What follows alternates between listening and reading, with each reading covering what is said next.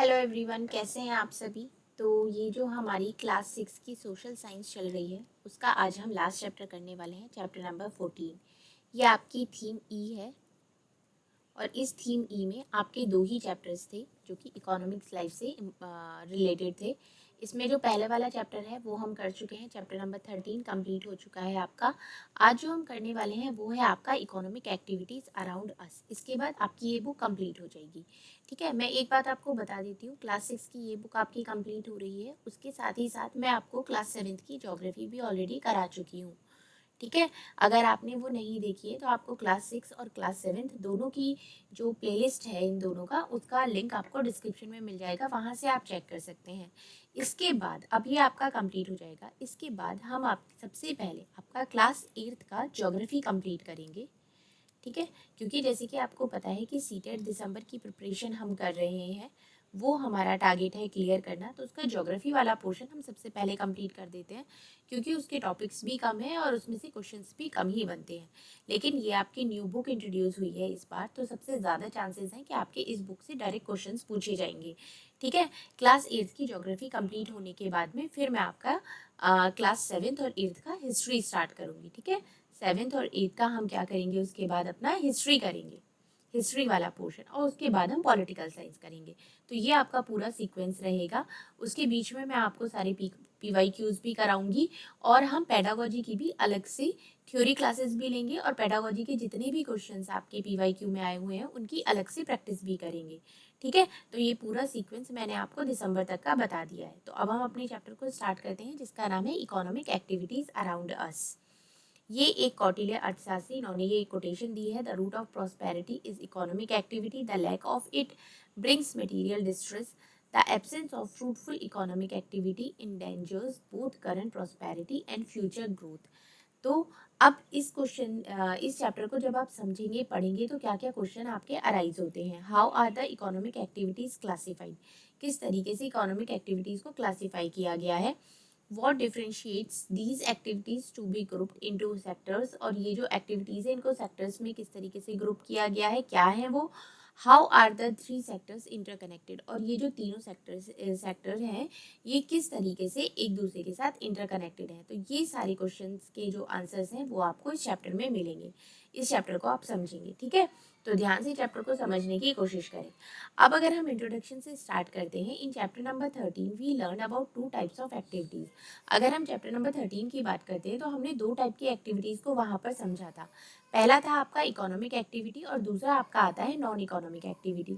Economic activity क्या होता था, जिसके आप कोई काम कर रहे हैं जिसके बदले में आपको मनी मिल रहा है, जैसे आपको कोई सैलरी मिल रही है, आप किसी कंपनी में जॉब करते हैं, तो वो आपकी इकोनॉमिक एक्टिविटी में आती है। नॉन इकोनॉमिक एक्टिविटी में आपका क्या आता है, जैसे कि आपकी मदर हो गई, आपके हाउस होल्ड वर्क कर रही हैं, या आपके पेरेंट्स हैं आपकी केयर कर रहे हैं, आप ग्रैंड पेरेंट्स की केयर कर रहे हैं, तो वो किस में आएगा, वो आपका नॉन इकोनॉमिक एक्टिविटी में आता है। ठीक है, अब अगर हम आगे देखते हैं, activities that create monetary values are called economic activity. Monetary values क्या होती हैं, जो कि value something that can be measure in terms of money, जो किसी भी वैल्यू को आप मनी में मेजर करते हैं उसको आप क्या बोलते हैं, उसको आप मॉनिटरी वैल्यू बोलते हैं। जैसे कि आप किसी कंपनी में काम कर रहे हैं, या आप टीचर हैं, या आप कारपेंटर हैं, या आप कोई भी अपना काम कर रहे हैं, तो जिसके बदले में आपको पैसा मिल रहा है तो वो क्या हो गया, वो आपकी मॉनिटरी वैल्यू हो गई, जिसको आप क्या बोलते हैं, आप इकोनॉमिक एक्टिविटी जिसको बोलते हैं। We also learn about the importance of non economic activities, और उसके साथ ही साथ हमने नॉन इकोनॉमिक एक्टिविटीज की क्या क्या इंपॉर्टेंस होती है ये भी सब सीखा था। To understand these activities better, इन एक्टिविटीज को और अच्छे तरीके से समझने के लिए we will learn how economic activities are classified. हम आज सीखेंगे कि इकोनॉमिक जो एक्टिविटीज हैं वो किस तरीके से क्लासिफाइड हैं, and what differentiates them in this chapter, और किस तरीके से वो डिफरेंशिएट करी गई हैं इस चैप्टर में। आप ये सारी चीजें अच्छी तरीके से समझेंगे। इतना आपको क्लियर हो गया, चलिए आगे देख लेते हैं। Over the decade the number of economic activities has increase, जैसे कि दशक आपका बढ़ता जा रहा है, तो जो आपकी इकोनॉमिक एक्टिविटीज हैं वो भी बढ़ती जा रही हैं। फॉर एग्जाम्पल अगर हम बात करते हैं, earlier most people were involved in activities such as agriculture. जो पहले के टाइम के जो लोग थे वो किस किस एक्टिविटी में अपने आप को इन्वॉल्व रखते थे, जैसे कि आपका एग्रीकल्चर हो गया, लाइफ स्टॉक्स हो गया, रियरिंग हो गया, प्रोडक्शन ऑफ टूल्स हो गया, पॉटरी हो गया, वीविंग क्लोथ्स हो गया। तो ये कुछ टाइम पहले की एक्टिविटीज थी। एज सोसाइटीज प्रोग्रेस, जैसे जैसे सोसाइटी ने प्रोग्रेस किया, the number of economic activities through which people earn there livelihoods increase vastly. तो उसके साथ साथ क्या हुआ, जो लोग हो गए वो क्या करते हैं, उनका जो नंबर हो गया वो काफी बढ़ता चला गया, उनकी जो इकोनॉमिक एक्टिविटीज थी उनका।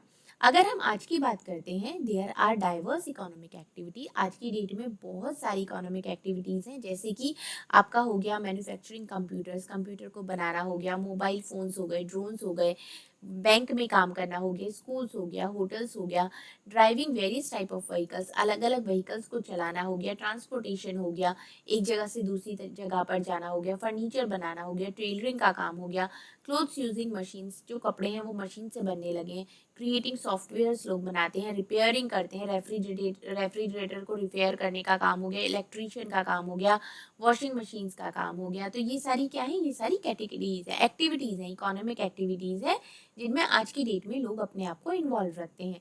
ठीक है, classifying all these activities help us to understand how they function and the link they have with each other. कि इनका जैसे कि हम क्लासिफिकेशन कर रहे हैं तो ये समझने में हेल्प करता है कि किस तरीके से ये एक दूसरे के साथ लिंक है और किस तरीके से ये काम भी करते हैं। ठीक है, अब अगर हम आगे देखते हैं, the classification of economic activities into economic sectors. Economic जो सेक्टर है उसमें क्या किस किस तरीके से इनको क्लासिफाई किया गया है इकोनॉमिक एक्टिविटीज को। अब some economic activities share similar characteristics. कुछ जो इकोनॉमिक एक्टिविटीज होती हैं वो एक जैसी कैरेक्टरिस्टिक, उनकी विशेषताएं होती हैं, एक दूसरे की विशेषताएं शेयर करते हैं, एंड बेस्ड ऑन दिस, और इसी के ऊपर बेस्ड होता है, they can be group together and classify into a broader group. मतलब उसके क्या हो गया कि उनको ग्रुप में साथ साथ रखा गया जो जिनकी कैरेक्टरिस्टिक्स के सेम है, और इसी तरीके से उनको ब्रॉडर ग्रुप्स में भी क्लासीफाई करा गया, जिसको क्या कहा गया, जिसको आपका इकोनॉमिक सेक्टर कहा गया। The three main types of economic sectors, जो तीन मेन इकोनॉमिक सेक्टर्स हैं उसमें कौन कौन सा आता है, उसमें आपका हो गया primary, secondary and tertiary economic sectors. इसको थ्री पार्ट्स में डिवाइड कर दिया गया है। The illustration on the facing page map out the broad activities under these categories. अभी आगे आप जो ये ब्रॉड कैटेगरीज में इसको दिखाया भी गया है, इसमें सबसे पहले आपका आ जाता है प्राइमरी एक्टिविटीज। अब प्राइमरी एक्टिविटीज क्या होती हैं, those economic activities in which people are directly dependent on nature to produce goods are known as the primary activities. Primary activities मतलब जिसमें कि जो लोग होता है, जो ह्यूमन बीइंग होता है, जो डायरेक्टली डिपेंड होता है किसके ऊपर, नेचर के ऊपर। जैसे कि अगर कोई चीज आपको डायरेक्टली नेचर से मिल रही है तो वो किस में आएगा, वो प्राइमरी एक्टिविटीज में आएगा, उसको प्राइमरी सेक्टर बोलेंगे इकोनॉमिक एक्टिविटीज में। ठीक है, जैसे कि आप यहाँ पर भी समझ सकते हैं, प्राइमरी सेक्टर मतलब the group of activities that involve extraction of raw material directly from the nature. जो भी कोई रॉ मटेरियल हो गया जो डायरेक्टली नेचर से लिया जा रहा है वो किस में आएगा, वो आपका प्राइमरी सेक्टर में आएगा। जैसे कि आपका फार्मिंग हो गया, किसान जो खेत में उगाते हैं, अपनी फसल जो उगाते हैं वो किस में आएगा, वो प्राइमरी में आएगा। फिशिंग हो गया, मछली पकड़ना हो गया, ये सब किस में आएगा, ये प्राइमरी सेक्टर में आएगा। अब इस इमेज से आप और भी अच्छी तरीके से समझ सकते हैं, ये क्लासिफिकेशन है इकोनॉमिक एक्टिविटीज का इकोनॉमिक सेक्टर्स में। इसमें सबसे पहला आपका आ जाता है प्राइमरी सेक्टर, सेकंड आपका आता है सेकेंडरी, और थर्ड आपका आता है टेरिटरी सेक्टर। प्राइमरी सेक्टर्स की अगर हम बात करते हैं तो इसमें आप देख सकते हैं, इसमें आ जाता है आपका एग्रीकल्चर, यहाँ पर डायरेक्टली खेत में काम किया जा रहा है, मीनिंग हो गया आपका, उसके बाद आपका फिशिंग हो गया, उसके बाद आपका रेजिंग लाइवली स्टॉक हो गया, और फॉरेस्ट्री हो गया। इसमें क्या है, देखो जंगल से लकड़ियां काटना हो गया, डायरेक्ट यहाँ पर आपको रॉ मटेरियल हो गया, ये आपका मुर्गी पालन हो गया, यहाँ पर आप अपना मछलियाँ पकड़ते हैं, यहाँ पर आपका ये जो कंस्ट्रक्शन का जो ये मिट्टी का वर्क हो गया, ये सारा हो गया। तो ये सब क्या है, ये प्राइमरी सेक्टर है, यहाँ से आप डायरेक्टली नेचर से आप चीज़ें ले रहे हैं। अब अगर हम बात करते हैं आपकी सेकेंडरी सेक्टर की, तो सेकेंडरी सेक्टर में आपका आ जाता है कंस्ट्रक्शन। कंस्ट्रक्शन रॉ मटेरियल से को यूज़ करके जब आप कोई भी चीज़ बनाते हैं तो वो किस में आ जाता है, आपका कंस्ट्रक्शन में आ जाता है, कंस्ट्रक्शन मटेरियल में आ जाता है। जैसे कि आपका आप बिल्डिंग्स बना रहे हैं, रोड बना रहे हैं, ये सब हो गया। दूसरा इसमें आ जाता है आपका मैन्युफैक्चरिंग। मैन्युफैक्चरिंग मशीनों का रॉ मटेरियल को यूज़ करके कोई भी नया प्रोडक्ट बनाना। वाटर सप्लाई हो गया, मतलब पानी मिल रहा है वो आपका प्राइमरी हो गया, उस वाटर की जो सप्लाई आप कर रहे हैं अलग अलग टैंक के थ्रू, वो सेकेंडरी में आ गया। सोलर पावर आपका सेकेंडरी में आ जाएगा। इलेक्ट्रिसिटी प्रोडक्शन हो गया जो आपका सेकेंडरी में आएगा। अब यहाँ पर एक बहुत इंपॉर्टेंट क्वेश्चन अराइज होता है जो कि आपका एग्जाम में डेफिनेटली पूछा जाएगा। वो आपका क्या है, वो आपसे पूछेगा 4 सेक्टर्स, और आपको पूछेगा जैसे कि प्राइमरी सेक्टर में इसमें से कौन कौन से आते हैं। आपसे मैचिंग में भी पूछा जा सकता है, और आपसे ये भी पूछा जा सकता है कि अगर कंस्ट्रक्शन है तो वो किस सेक्टर में आएगा, आपका प्राइमरी सेक्टर में आएगा, सेकेंडरी सेक्टर में आएगा, टेरिटरी सेक्टर में आएगा, या तीनों सेक्टर्स में आ जाएगा। तो वो आपको यहाँ पर ये बहुत ज़्यादा समझने की ज़रूरत है कि प्राइमरी सेक्टर क्या है, आप उसको अच्छी तरीके से क्लासीफाई कर पाएँ। प्राइमरी क्या है, सेकेंडरी क्या है, टेरिटरी क्या है, इतना क्लियर हो गया। अब अगर हम बात करते हैं टेरिटरी सेक्टर की, तो उसमें आपका आ जाता है हेल्थ केयर हो गया, ट्रेड एंड लॉजिस्टिक्स हो गया, आपका कम्युनिकेशन हो गया, बैंकिंग हो गया, ट्रांसपोर्टेशन हो गया। ये सारी जो चीज़ें आती हैं ये आपकी आती हैं टेरिटरी में, मतलब तीसरे नंबर पर आती हैं, ठीक है।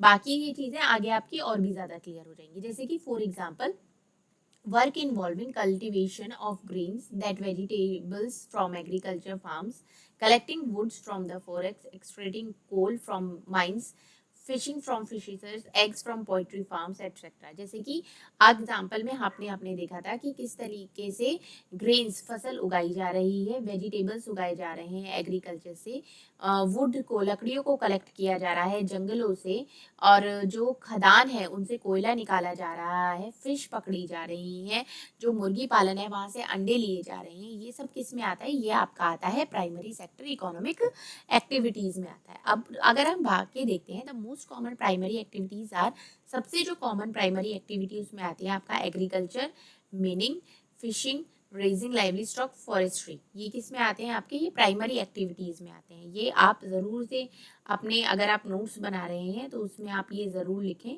कि आपका हो गया प्राइमरी एक्टिविटीज़। प्राइमरी एक्टिविटीज़ में ये सारी चीज़ें हो गई। Below are some of the type of activities within the primary sectors. अभी जो आगे आप देख रहे हैं प्राइमरी सेक्टर्स की कुछ और एक्टिविटीज़ है, जैसे कि आपका हो गया ग्रीन हाउस फार्मिंग हो गया, आपका मीनिंग हो गया खदानों से जो कोयला और ये सब खनिज पदार्थ निकाले जाते हैं, फिशिंग आपका हो गया, फॉरेस्ट्री हो गया, रेजिंग लाइवली स्टॉक ये हो गया, ऊँट से का यहाँ पर यूज हो रहा है। तो ये सब क्या है, ये आपका प्राइमरी में आता है, ठीक है। अब अगर हम बात करते हैं आपकी सेकेंडरी एक्टिविटीज की, सेकेंडरी सेक्टर की अगर हम बात करते हैं, तो वो आपका क्या होता है, the group of activities that involve processing of raw material, मतलब वो एक्टिविटीज जिसमें रॉ मटेरियल को प्रोसेस किया जाता है प्राइमरी सेक्टर से लेकर, और कोई प्रोडक्ट बनाया जाता है, उसको बेचा जाता है, उसका कंजप्शन किया जाता है, वो किस में आपका आता है, वो आपका आता है सेकेंडरी एक्टिविटीज में।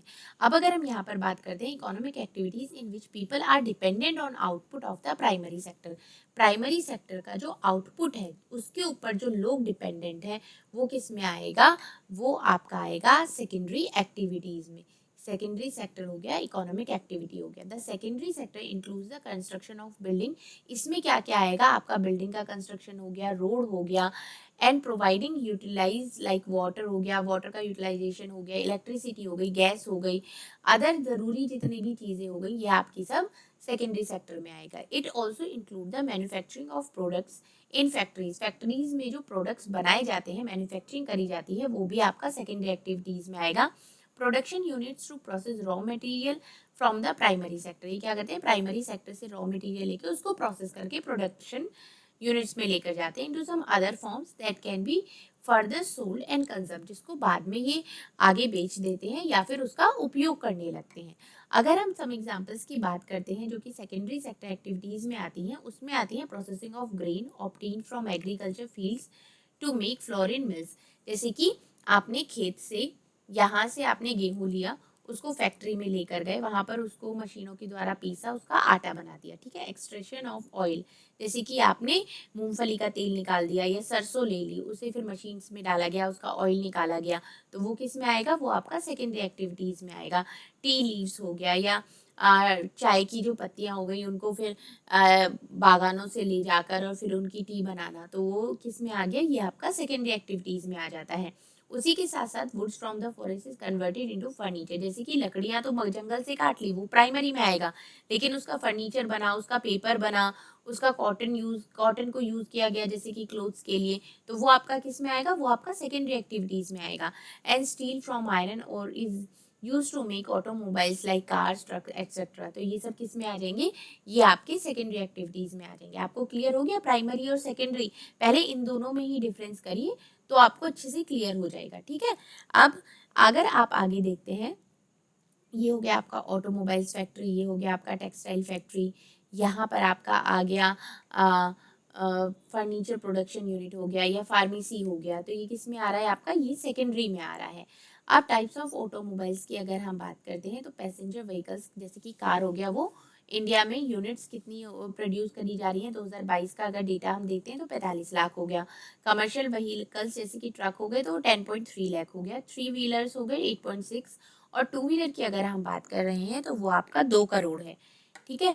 अब यहाँ पर हम बात करते हैं थर्ड, इसमें आपका आता है टेरिटरी एक्टिविटीज। अब आपका ये क्या होती है, टेरिटरी सेक्टर क्या है, the group of activities that involve the provision of service which complement both primary and secondary sector. मतलब प्राइमरी सेक्टर्स भी हो गया, सेकेंडरी भी हो गया, उसके बाद जो काम होता है वो आपका टेरिटरी में आता है। जैसे कि आपका ट्रांसपोर्टेशन का काम हो गया, आपका बैंकिंग हो गया, आपका बिजनेस मैनेजमेंट हो गया। इसको और अच्छी तरीके से यहाँ पर समझेंगे, all those economic activities that provide support to people involved in primary and secondary activities are called territory activities और territory sector economic activity। मतलब जो एक्टिविटी प्रोवाइड करती हैं, सपोर्ट करती हैं लोगों को, इन्वॉल्व जो करे हुए हैं प्राइमरी में और सेकेंडरी एक्टिविटीज में, उसको क्या हम बोलते हैं, उसको आप टेरिटरी एक्टिविटीज बोलते हैं, टेरिटरी सेक्टर बोलते हैं। इसमें क्या क्या सर्विस इंक्लूड होती हैं, that we may not be able to see but which still pay a very important role. मतलब उनको आप डायरेक्टली देख नहीं सकते हैं लेकिन वो एक बहुत ही इंपॉर्टेंट रोल प्ले करती हैं। जैसे कि आपका ड्राइवर्स हो गया, ट्रक को ट्रांसपोर्ट करते हैं, जो ग्रेन्स हो गए, जो वेजिटेबल्स हो गए, एक जगह से दूसरी जगह पर उनको लेके जाना है। फार्म टू अ फैक्ट्री, मतलब फार्म से फैक्ट्री में लेकर जाना है, फिर मार्केट में लेकर जाना है। तो वो सब किस में आएगा आपका, वो आपका टेरिटरी एक्टिविटीज में आएगा। द फ्रूट और vegetable vendors sell the farm produce to household consumers. मतलब हाउस होल्ड जितने भी घर के लोग हो गए, वो अपने कामों के लिए जो फ्रूट्स और वेजिटेबल्स को बेचते हैं, खरीदते हैं फार्म से, तो वो किस में आएगा, वो आपका टेरिटरी एक्टिविटीज में आएगा। उसके साथ ही साथ जैसे कि डॉक्टर्स हो गए, नर्सेज हो गए, टीचर्स हो गए, लॉयर हो गए, पायलट हो गए, provide their service to those who need them. जिसको उनकी ज़रूरत होती है उनको वो अपनी सर्विसेज देते हैं। जैसे कि टीचर है आपका, वो आप बच्चों को पढ़ाती है, वो अपनी सर्विस दे रही है, तो वो क्या कर रही है, वो किस में आएगा, वो आपका टेरिटरी एक्टिविटीज में आएगा।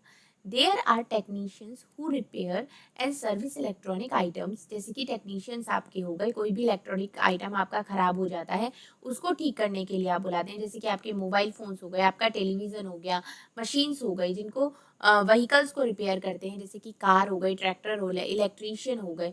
Who ensure regular supply to electricity, जो मतलब इलेक्ट्रिसिटी की रेगुलर सप्लाई होती है। ये सब किस में आता है आपका, ये टेरिटरी एक्टिविटीज में आता है। Their services make our life easier. इनकी जो सर्विस होती है ये हमारी लाइफ को ईजी बनाती है। जैसे कि आपका घर का कोई काम चीज़ खराब हो गई, कोई इलेक्ट्रॉनिक आइटम खराब हो गया, अगर कोई इलेक्ट्रीशियन नहीं होगा उसको ठीक करने के लिए, तो आप क्या करेंगे, फिर आपको नहीं खरीदनी पड़ेगी, आपको मनी खर्च करना पड़ेगा उसके लिए।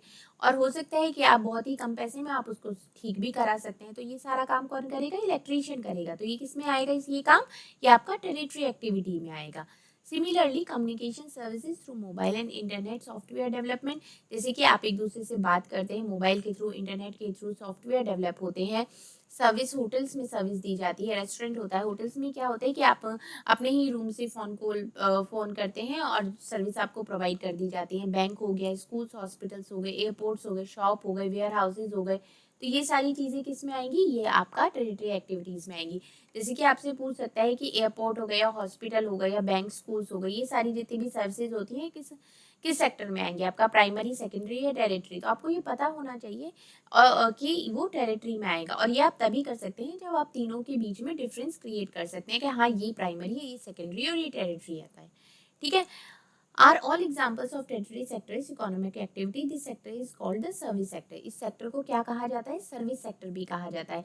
कौन सा ऐसा सेक्टर है जिसको सर्विस सेक्टर कहा जाता है, टेरिटरी सेक्टर। ये क्वेश्चन भी आ सकता है। किस किस तरीके से क्वेश्चन पूछे जा सकते हैं ये मैं आपको हैंड टू हैंड बता रही हूँ, क्योंकि ये आपकी न्यू बुक इंट्रोड्यूस हुई है और मतलब 110% श्योरिटी है कि इससे आपके सबसे ज़्यादा क्वेश्चंस पूछे जाएंगे। तो इसके हर चैप्टर को आप ज़रूर डिटेल में पढ़िएगा, क्वेश्चन आंसर्स भी करिएगा, कोशिश करिएगा कि कोई भी पॉइंट आपसे मिस ना हो, ठीक है। जैसे कि यहाँ पर आप देख सकते हैं, ये हो गया आपका सॉफ्टवेयर डेवलपमेंट सर्विस, रेस्टोरेंट में जो सर्विस दी जा रही है, या एयरपोर्ट्स पर जो सर्विस दी जा रही है, रिटेल स्टोर्स में जो सर्विस दी जा रही है। अब अगर हम बात करते हैं, आपका आता है interdependence among sectors. The three types of economic activities or economic sectors play an important role in the process of conversion of natural raw material into finished product for final consumption. मतलब जितनी भी ये three type की economic activities हैं या economic sectors हैं, ये बहुत ही इंपॉर्टेंट रोल प्ले करते हैं किस चीज़ में, raw material, natural raw material को ले जाकर उसके प्रोडक्शन में और फाइनल कंजप्शन में जो उसको यूज़ कर रहा है वहाँ तक पहुँचाने में एक बहुत ही इंपॉर्टेंट रोल प्ले करते हैं। Let us go on an imaginary execution to a village to Anand district of Gujarat, जो कि स्टडी करते हैं कि इंटरेस्टिंग एग्जाम्पल है उनका, वेयर वी विल अंडरस्टैंड, वहाँ पर हम समझेंगे कि how the three sectors are interconnected and support each other, कि किस तरीके से जो तीनों सेक्टर्स हैं ये एक दूसरे से इंटरकनेक्टेड है और कैसे एक दूसरे को सपोर्ट भी करें, एक स्टोरी के थ्रू यहाँ पर ये बताएंगे। Dairy cooperation from farm to plate. These days, farmers in Gujarat greet the day with the clicking of milk pails and happy moos of their best friends, their cows and buffaloes. Cow have a special place in the life of the farmers and their families. मतलब काऊ जो होती है वो उनका एक specially place जगह होती है किसानों की जीवन में, उनकी फैमिलीज में। The farmers milk of the cow and sell their milk to the dairy nearby. पास वो फार्मर्स क्या होते हैं, दूध निकालते हैं और पास की जो डेयरी है वहां पर उसको बेचते हैं। At the end of the month, month के एंड में they get paid the milk based on it's quantity and quality. उनकी क्वांटिटी और क्वालिटी के ए बेस पर उनको मंथ के एंड में पैसे मिलते हैं। However this was not the case about 50 years ago. This is the amazing story of a milk cooperative named Anand milk union limited. ये एक बहुत ही अमेजिंग स्टोरी है जो कि जिसका नाम है Anand milk union limited. Amul, Amul जो आप दूध पीते हैं, अमूल का जो दिल्ली एनसीआर में तो अमूल का ही दूध मिलता है, पैकेट्स जो मिलते हैं आपका फुल क्रीम टोंड, ये उसी की एक स्टोरी है। In the early 1940s farmers in Anand district would sell milk to the neighbouring village. क्या करते थे, पास के गाँव में दूध बेचते थे। They would have to cycle or walk to nearby village to sell the milk under scorching heat। मतलब क्या कहते हैं, धूप में, इतनी तेज धूप में भी वो साइकिल से या पैदल जाते थे पास के गांव में दूध को बेचने के लिए। जैसे कि आप जानते हैं मिल्क स्पॉइल और curdle very fast in hot weather. जैसे कि बहुत ज़्यादा गर्मी होती है तो दूध क्या होता है, दूध फट जाता है। The farmers had to sell the milk quickly before it could spoil. उसके खराब होने से पहले फार्मर्स को उस दूध को बेचना होता था बहुत जल्दी से। This was a lot of effort for the small amount of money. बहुत कम पैसों के जो वो कमाते थे उसके लिए उन्हें बहुत ही ज़्यादा एफर्ट करने पड़ते थे, मेहनत करनी पड़ती थी। So they dependent on people called middle man. तो वो क्या करते थे, वो जो मिडिल मैन होता था उसके ऊपर डिपेंडेंट होते थे। Who would by the milk in bulk, जो कि बहुत ही बल्क में मिल्क को खरीदता था, at meagre prices from farmers and sell it in the market. और उसको क्या करता था, मतलब बहुत कम पैसों में उनसे खरीदता था और मार्केट में उसको बेचता था। Many times the farmers felt cheated and harassed by the middle man. बहुत बार ऐसा होता था कि फार्मर्स को धोखा भी मिलता था उस मिडिल मैन के द्वारा। एक दिन the farmers collectively अप्रोचेड Sardar Vallabh भाई Patel, a prominent national leader जो है, विद देयर प्रॉब्लम। उन्होंने अपनी प्रॉब्लम उनको बताया।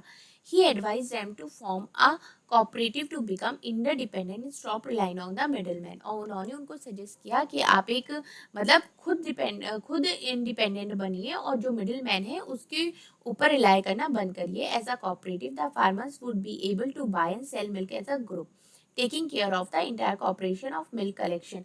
मतलब एक साथ ही उन्होंने खरीदना और बेचना ये ग्रुप में शुरू किया। प्रोसेसिंग एंड डिस्ट्रीब्यूशन देमसेल्फ, आपस में ही प्रोसेस करना है, उसको डिस्ट्रीब्यूट करना है। The farmer took Sardar Patel advice, तो किसान थे उन्होंने सरदार पटेल की एडवाइस को माना। अमूल वो setup in 1946 under the leadership of Tribhuvan Das Patel.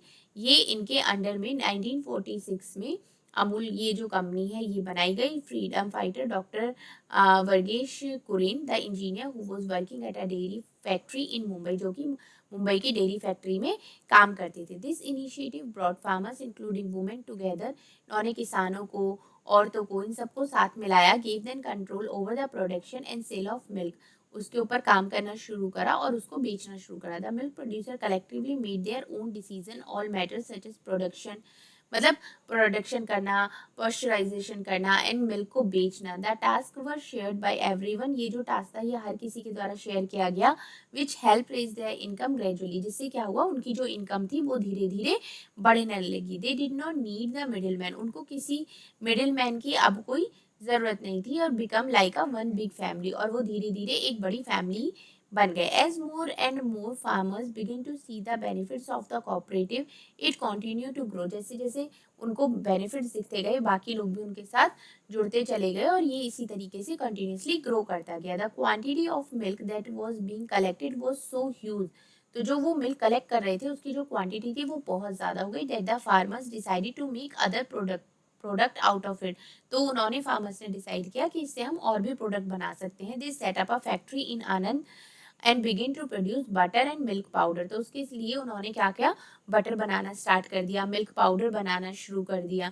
Today the cooperative has a wide range of product made at many milk processing plants and factories all over India. आज की डेट में क्या है, भारत में पूरी बहुत जगह पर इनकी फैक्ट्रीज हैं, प्लांट्स हैं जो मिल्क को इस तरीके से प्रोसेस करते हैं और अलग अलग प्रोडक्ट्स भी बनाते हैं। आपको कुछ उनके नाम पता है? The products are then transported and sold in both and small and large retail shop all over the country. तो ये जो प्रोडक्ट्स हैं ये ट्रांसपोर्ट भी करे जाते हैं, बेचे भी जाते हैं, स्मॉल लेवल पर भी और लार्ज लेवल पर भी शॉप्स में पूरी भारत में। In fact they also export the products to several countries around the world, मतलब और ये कुछ अपने प्रोडक्ट्स को बाहर की कंट्रीज में भी बेचते हैं। In this fascinating story, the farmers of this cooperative milk their cow to sell milk later. This kind of economic activity is called a primary sector economic activity. इसको किस तरीके की एक्टिविटी को क्या कहा गया? इस तरीके की एक्टिविटी को कहा गया primary sector economic activity, because क्योंकि the product milk is derived directly from the natural source, cow से डायरेक्टली एक नेचुरल सोर्स से मिल्क मिल रहा है, इसलिए इसको प्राइमरी कहा गया। Milk is then processed and converted into one form liquid into another. Milk powder हो गया, घी हो गया, चीज हो गया, बटर हो गया और भी अदर प्रोडक्ट्स हो गए जो कि फैक्ट्री में बने लगे। These economic activities are called secondary sector economic activities. खाली दूध आ रहा था वो उसमें काउ से, तो वो किस में आया, प्राइमरी आ गया, प्राइमरी में आ गया। अब उसका यूज करके अलग अलग प्रोडक्ट बनने लगे, जैसे कि मिल्क पाउडर हो गया, घी हो गया, चीज, बटर, तो ये सब किस में आने लगा, ये आपका सेकेंडरी में आने लगा। What does Amul do with all the products it make, जो वो बनाता है उनके और जो इतने सारे प्रोडक्ट्स बनते हैं उनके साथ वो क्या करता है, it sell them in a various places, अलग अलग जगह पर उनको बेचता है। Amul use lorries and trucks as well as railway, air, shipping services, मतलब ये अलग अलग ट्रांसपोर्टेशन को भी यूज करते हैं, ट्रक्स के भी द्वारा हो गया, रेलवेज के थ्रू हो गया, एयर से के थ्रू हो गया। तो the transports products, it has set up retail stores and supply milk and milk product to other shops in town. अलग अलग शहरों में अलग अलग जगह पे आपको मिल्क प्रोडक्ट्स भी इनके मिलते हैं, सिटीज में, गाँव में, all over Gujarat as well as in different states across India. Gujarat के साथ साथ इंडिया के और स्टेट्स में भी। Transportation, trading and retail is tertiary activity. तो अब जो ट्रांसपोर्टेशन हो गया, जो ट्रेडिंग हो गया, जो रिटेलिंग हो गया, ये किस में आएगा, ये आपका टेरिटरी में आ गया। जैसे कि सपोज काउ से डायरेक्ट आपका मिल्क आ रहा है तो ये आ गया आपका प्राइमरी में। उस मिल्क से डिफरेंट प्रोडक्ट्स बन रहे हैं, घी, बटर, मिल्क पाउडर, वो किस में आ गया, सेकेंडरी में आ गया। अब जो वो अलग अलग शहरों में जा रहे हैं ट्रांसपोर्टेशन के थ्रू, ट्रेडिंग हो गया, रिटेलिंग हो रही है, वो किस में एक्टिविटीज में आ रही है, वो आपकी टेरिटरी एक्टिविटीज में आ रही है। ठीक है। अब अगर हम बात करते हैं, just like Amul there are many other milk cooperatives under brand such as Nandini from Karnataka, Mother Dairy from Delhi NCR, Aavin from Tamil Nadu, Vijaya from Andhra Pradesh, Kevi from Nagaland, Sudha from Bihar, Verka from Punjab. ये क्या है, ये जैसे कि अमूल गुजरात का हो गया, ये अलग अलग स्टेट्स के और अलग अलग इसी तरीके की क्या है, ब्रांड है। With the help of the image flow, let's see how the books you study are made. Imagine, अब जो बुक आप पढ़ते हैं वो किस तरीके से बनती हैं, जैसे कि सबसे पहले पेड़ को काटा गया, उसकी इस तरीके से लकड़ियां बनाई गई, उनको फिर फैक्ट्री में ले जाया गया, वहां पर उनको पेपर बनाया गया, यहाँ पर आप देख सकते हैं इस तरीके से, और फिर वो आपके पास आ गई बुक्स के रूप में। ठीक है। अब name of the activities that were part of the process extracting pulp from the trees and making papers and finally producing the books would have been possible had it not been all three sectors working together। कि इस तरीके से आप देख सकते हैं कि जो तीनों सेक्टर हैं वो आपस में किस तरीके से काम करते हैं, जैसे कि आपका प्राइमरी सेक्टर हो गया, सेकेंडरी हो गया और आपका टेरिटरी सेक्टर्स हो गया। ठीक है। अब What are the different ways through which can judicially use paper in the classroom and office in your room? अब अगर हम बात करते हैं कि आपने इस पूरे चैप्टर में क्या क्या समझा है, तो in this chapter we learn about the 3 sectors of economic activity. 3 sector के बारे में समझा है. The various examples and illustration help to understand the difference as well as interdependence between the 3 types of economic activities और sectors, primary, secondary और tertiary. मतलब जितने भी अलग अलग एग्जाम्पल्स दिए हैं उनके थ्रू आपको बहुत अच्छी तरीके से इन तीनों सेक्टर्स के बारे में समझ में आ गया होगा.